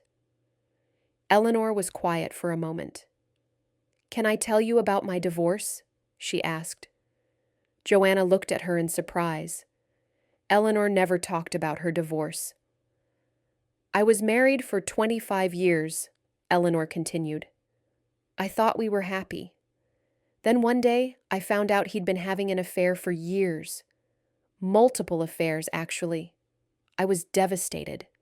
Not just by the betrayal, but by my own blindness. How had I not seen it? What did it say about me that I'd been so oblivious?" "Eleanor, I had no idea. When I left him and moved here, I swore I'd never trust anyone again. I'd never put myself in a position to be hurt like that. I'd keep everyone at arm's length, maintain emotional distance. She sipped her wine. But that's not actually living, is it? That's just existing. Eventually, I realized that yes, I might get hurt again. People are unpredictable and life is uncertain. But the alternative, closing myself off completely, was a kind of death in itself. So you're saying I should take the job? I'm saying you should live. Whether that means taking this job or not, I can't say. But I do know that hiding isn't the same as safety, and avoiding risk isn't the same as wisdom. You proved that last night. When it mattered most, you didn't hide. You stepped forward. Later that night, lying in bed, Joanna pulled out the box of memories again. But this time, instead of dwelling on the failure, she looked at all the successes. 200 rescues, 200 families who got their loved ones back, 200 stories that ended happily because she had been good at her job. And now there was a 201st, Tommy Peterson, who would grow up to tell the story of the time he got lost in the mountains and was found by a postal worker who turned out to be a hero. She thought about Michael too, the boy she couldn't save. She would always carry that sadness, would always wonder if she could have done something different. But maybe she could honor his memory by using her skills to save others. Maybe that was the point. By the time dawn broke, she knew what her decision would be. The town meeting the following week was even more crowded than the one about the community center. It seemed everyone in Maple Hollow wanted to see what Joanna Peters would say. She stood before them in her postal uniform, feeling more nervous than she had facing storms and dangerous rescues. But Eleanor was in the front row, giving her an encouraging nod. Doc Morrison was there, along with the Petersons, Sarah Chen, and dozens of other familiar faces. "Thank you all for coming," Mayor Thornton began. "As you know, recent events have revealed that our community has been blessed with a resource we didn't know we had. Joanna Peters has agreed to speak with us today about her past and, potentially, her future." "Joanna?" Joanna stepped forward, her hands shaking slightly. She had faced many frightening things in her life, but personal vulnerability had never been her strong suit. "I'm not good at public speaking," she began, "so I'll try to keep this brief. Most of you have known me for 20 years as your postal worker. You've trusted me with your mail, shared your lives with me in small ways, and welcomed me into your community. I'm grateful for that." She paused, gathering her thoughts. "What you didn't know is that before I came here, I was a search and rescue helicopter pilot. For 15 years, I flew missions in some of the most challenging terrain in North America. I loved my job. I was good at it. I saved a lot of lives." Someone in the back called out, "So what happened?" Joanna took a deep breath. "I failed to save someone. A child got lost in a storm, and despite my best efforts, I couldn't find him in time. It broke something in me. I couldn't bear the responsibility anymore, so I walked away from everything I had built and came here to start over." The room was completely silent now, everyone hanging on her words. "For 20 years, I've been running from that failure. I chose the smallest, quietest life I could find. A job where the worst thing that could happen was a late delivery. It was safe, and I needed that safety." She looked around the room, meeting eyes she knew well. "But last week, when Tommy Peterson got lost, I couldn't stay safe. I had to act, even though it meant facing the very thing I'd been avoiding." Maria Peterson was crying quietly, her hand in her husband's. "I want you all to understand something," Joanna continued. "I'm not a hero. I'm someone who made a choice, the only choice I could live with. And now I'm making another choice." She turned to Mayor Thornton. "I'll take the job. I'll help train volunteers, develop emergency protocols, and coordinate search efforts when needed. Not because I'm brave, but because I can't waste what I know when it could help people. Michael, the boy I couldn't save, deserves that much. So does this community that's been my home for so long. The room erupted in applause. Joanna felt tears pricking her eyes, overwhelmed by the support. When the noise died down, she held up a hand. But I want to be clear about something. I'm 67 years old. I'm not going to be running through the mountains or flying helicopters. My role will be advisory, educational, and coordinative. We'll need younger people to do the physical work. What I can offer is experience, knowledge, and the ability to think strategically in emergency situations. That's exactly what we need, Police Chief Anderson called out. Our volunteers are willing, but they need guidance. Over the next hour, they discussed details. Joanna would work part-time, developing training programs and emergency response protocols. She would coordinate with the state search and rescue teams, creating better communication channels. She would teach classes on wilderness safety, map reading, and search patterns. And yes, she would still deliver mail part-time, because she wasn't quite ready to give that up completely. After the meeting, Joanna was surrounded by well-wishers and people with questions. Tommy Peterson pushed through the crowd and hugged her waist. "You're going to teach people how to find lost kids?" he asked. "That's the plan." "That's good, because I don't want to get lost again." It was scary. "I bet it was. But you did all the right things. You found shelter, you stayed in one place, and you didn't panic. You were very smart." "My dad says you were smart too. He says you knew exactly where to look." "I just knew where I would go if I were a lost little boy. Sometimes the best way to find someone is to think like them." Tommy seemed to consider this. "When you teach people, will you teach them that?" "I will. I promise." As winter deepened over Maple Hollow, Joanna began her new dual life. 3 days a week, she delivered mail as she always had, walking the familiar routes and chatting with familiar neighbors. 2 days a week, she worked on emergency preparedness, developing training materials, and meeting with volunteer groups. The town acquired a better drone, thanks to a grant Joanna helped write. She taught Marcus and several other young people how to use it for search operations. She organized wilderness first aid classes and convinced Doc Morrison to teach them. She created detailed maps of the region's trails and landmarks, noting areas where people commonly got lost or injured. She also started talking to the elementary school about outdoor safety education. Sarah Chen was enthusiastic about incorporating it into the curriculum, especially after the camping trip incident. Together, they developed age-appropriate lessons about staying on trails, what to do if you get lost, and how to prepare for outdoor activities. One cold December afternoon, as Joanna was finishing her mail route, she encountered a group of middle schoolers working on a project in the town square. They were building a memorial bench, she learned, dedicated to lost hikers and wilderness rescue workers. "Our class learned about search and rescue this semester," one of the students explained. "We wanted to do something to honor the people who help find lost people." "That's a beautiful idea," Joanna said, touched. "Ms. Peters, can we interview you for our project? We're collecting stories from rescue workers." Joanna hesitated, then nodded. Why not?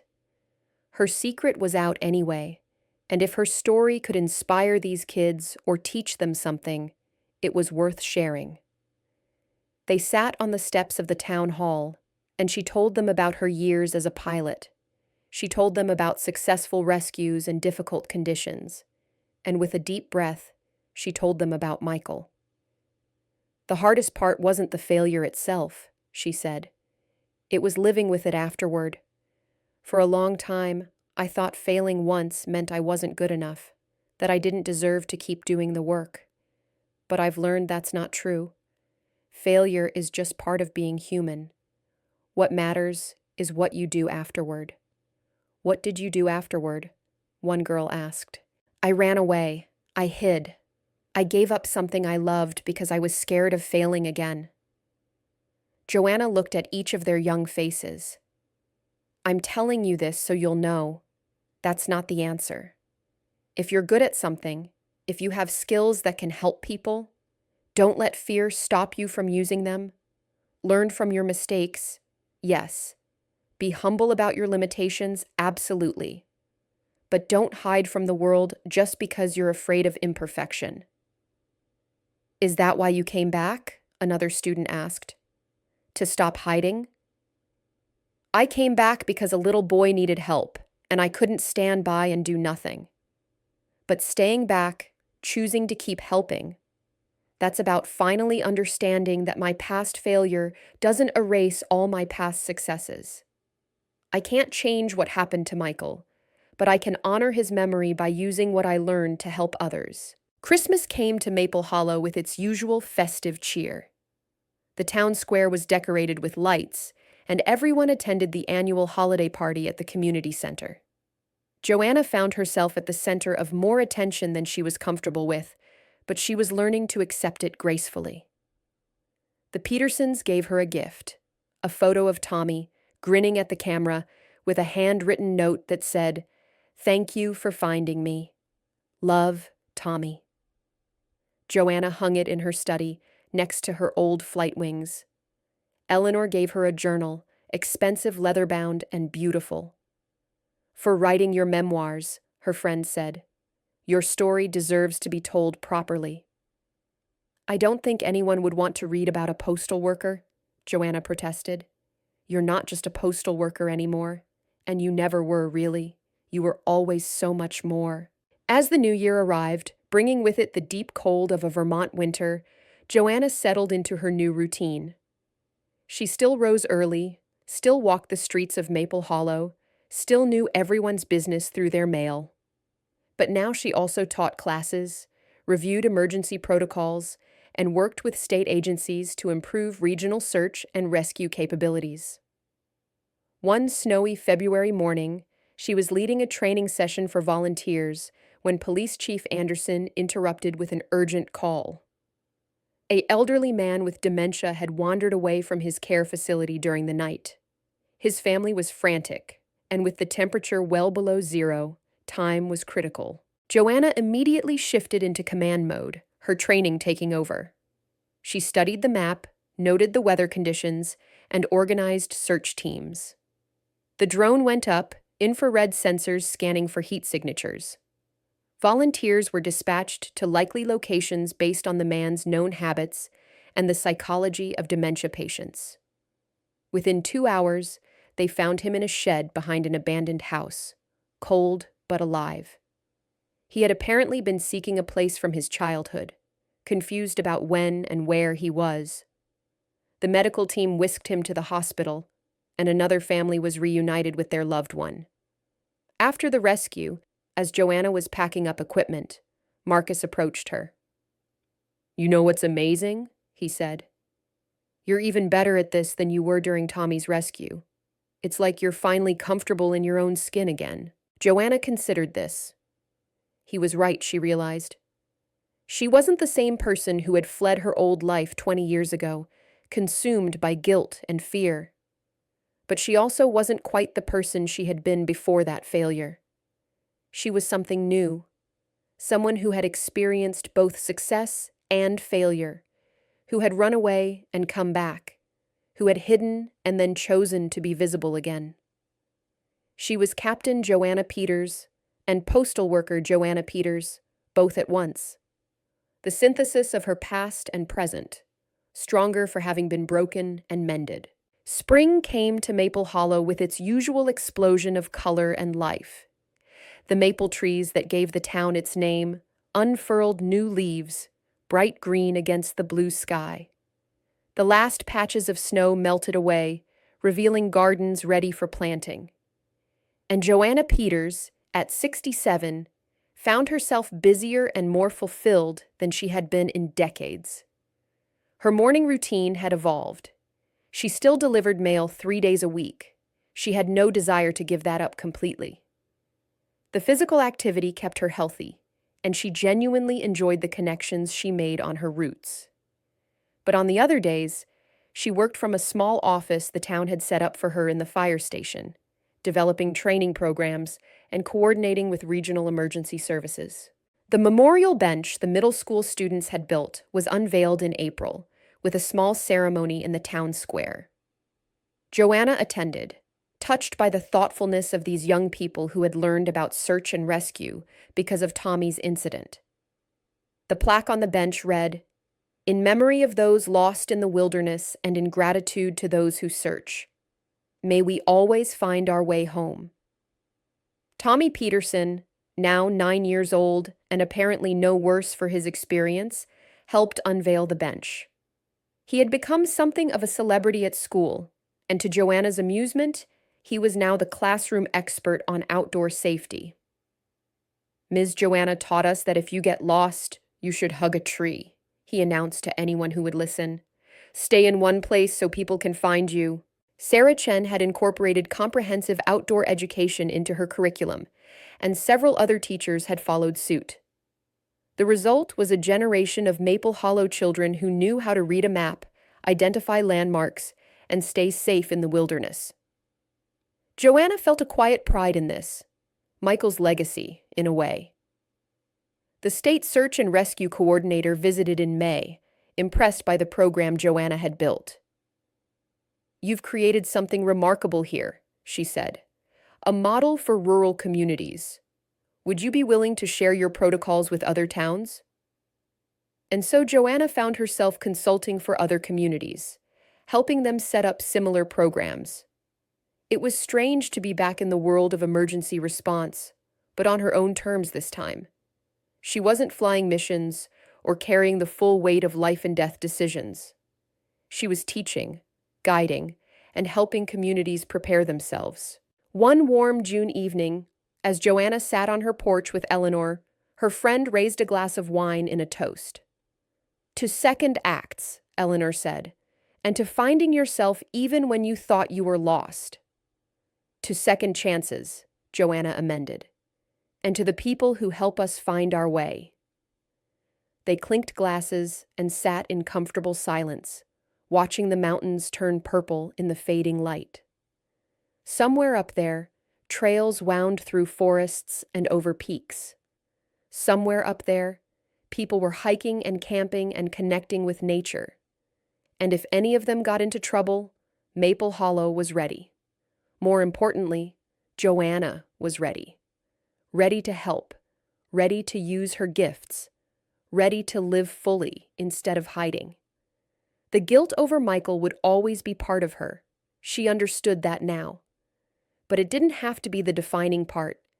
It could be one chapter in a larger story, a story that included both failure and success, loss and redemption, running away and coming home.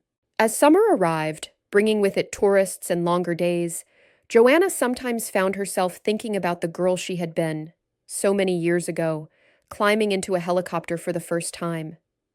That girl had been fearless, certain that she could save everyone, convinced that skill and determination were enough. The woman she was now knew better. She knew that you couldn't save everyone, that sometimes you did everything right and still failed, that the world was full of variables you couldn't control. But she also knew that fear of failure shouldn't stop you from trying, that hiding your gifts was a different kind of failure, and that the communities we build together are stronger than any individual. One afternoon in July, Joanna was at the post office when a young woman came in, looking nervous and determined at once. She was about 30, Joanna guessed, with a military bearing that suggested recent service. "Can I help you?" Joanna asked.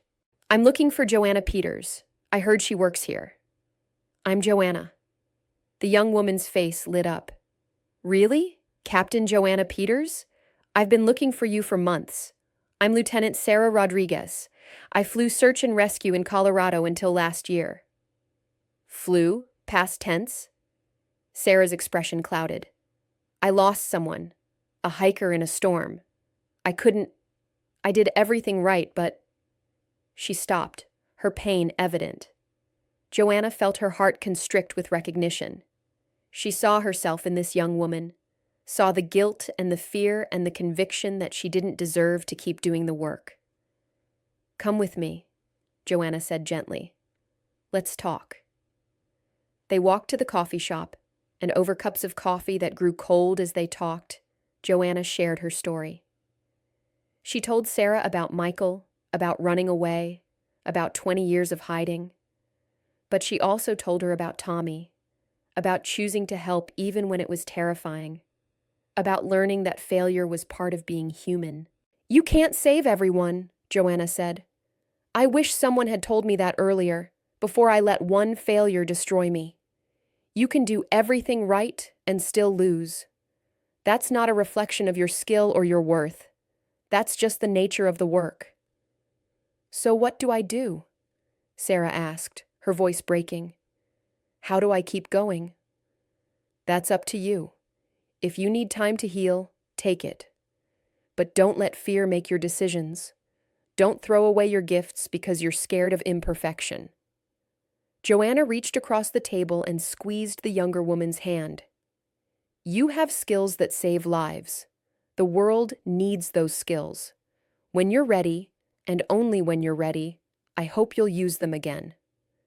Sarah wiped her eyes. "How did you know you were ready?" "I didn't. A little boy needed help, and I couldn't stand by and do nothing. That's all it was. One choice, in one moment. Everything else followed from that." They talked for 2 more hours, and when Sarah finally left, she looked lighter somehow. Joanna had given her contact information and made her promise to stay in touch. Maybe Sarah would fly again, maybe she wouldn't. But at least she would make that choice from a place of healing rather than a place of fear. As Joanna walked home that evening, she marveled at how far she had come.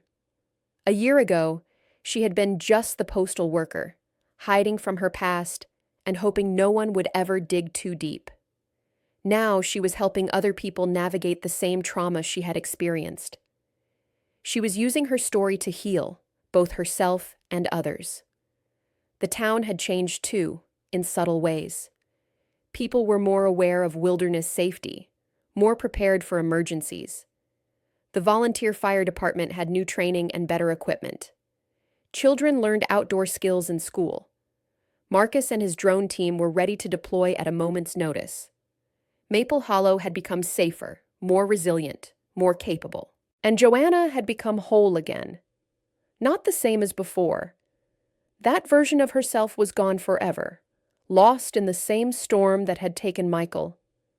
But this version was perhaps better, wiser, more humble, more aware of her limitations, but also more certain of her strengths, more willing to be vulnerable, more open to connection.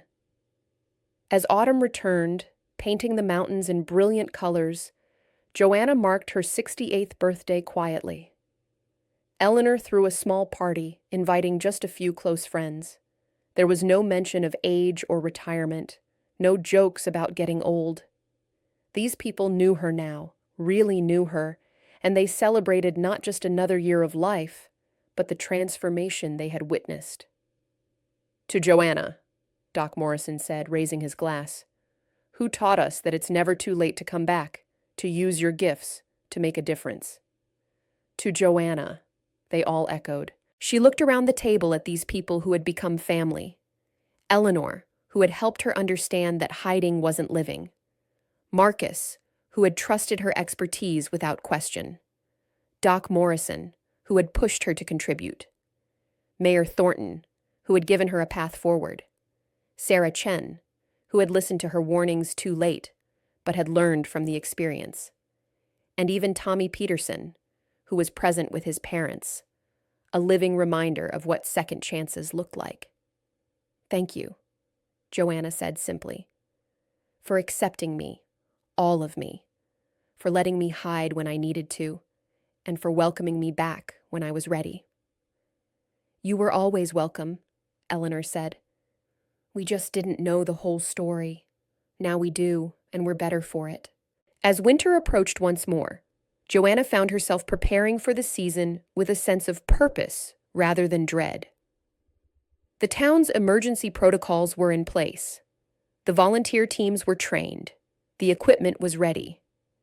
If someone got lost or stranded or injured in the cold months ahead, Maple Hollow could respond effectively. But more than that, Joanna herself was ready.